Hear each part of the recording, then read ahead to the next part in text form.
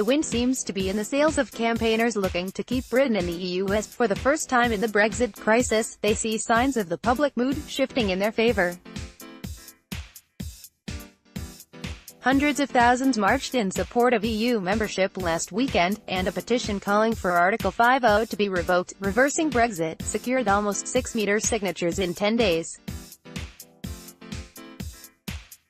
Meanwhile, Theresa May's withdrawal agreement was voted down for a third time in the House of Commons on Friday, and a second referendum proposal was one of the most popular options in the indicative vote process developed by MPs to gauge support for ways to break the deadlock.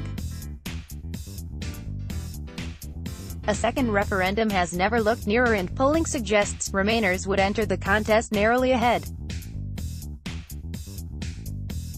A range of polling suggests the public have moved in a pro-EU direction since 2016.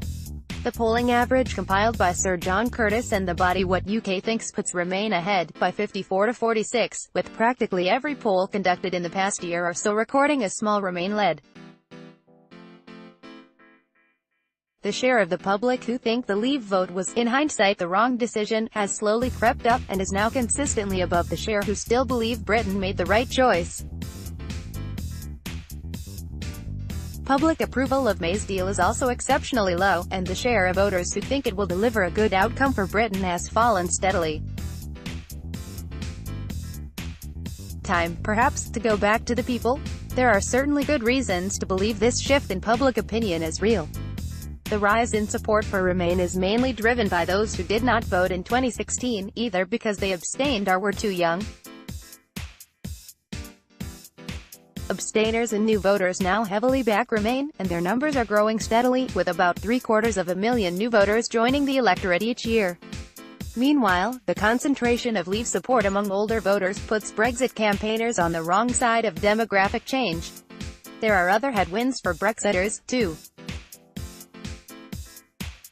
Concern about immigration, a key driver of voting for Leave in 2016, has declined sharply since the referendum. And voters who were enthusiastic about Brexit in 2016 have become more negative about the deal the government has managed to negotiate. The Remain advantage is, however, narrow and fragile. There has been very little change in sentiment among those who voted in the referendum, and little evidence that Leave voters have changed their minds. Instead, Brexit partisanship has consolidated and intensified, with Leave and Remain voters increasingly seeing their choice as a core part of their political identity. This makes their views very hard to shift, and those who voted last time are more certain to turn out again than the former abstainers and new voters driving Remain's current polling leads. Even among Remain voters, enthusiasm for a rerun of the 2016 vote is not overwhelming. There are also risks that the opinion polls could again be off, perhaps overstating the shift to Remain because they are unable to reach or get truthful responses from more politically disengaged sections of the electorate, who heavily backed Leave last time, or by overestimating the enthusiasm of pro-EU demographic groups such as young voters, who may be overstating their willingness to turn out in a new referendum. A second referendum would also be divisive. While majorities back the idea when it is presented as an undefined people's vote, support drops sharply if voters are told that Remain would be one of the options on the ballot paper. A large majority of Leave voters oppose the idea once this is made clear, and even among Remain voters enthusiasm for a rerun of the 2016 vote is not overwhelming. While the public mood has shifted, the change is modest, and the electorate remains closely divided. A heated and polarizing second Brexit campaign would be sure to further deepen these divides, but it is unlikely either side would win the kind of decisive victory necessary to settle the argument. Nor has the current narrow lead for Remain certain to hold up in an intense and unpredictable campaign. Currently disengaged Leave voters could mobilize in large numbers, antagonized by what will doubtless be portrayed as an elite campaign to betray Brexit.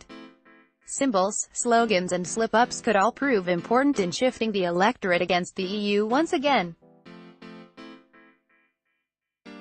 Those seeing the shifts in the polls as a harbinger of a victorious People's Vote campaign should remember what happened in 2017 when May called a snap election based on an apparently insurmountable polling lead.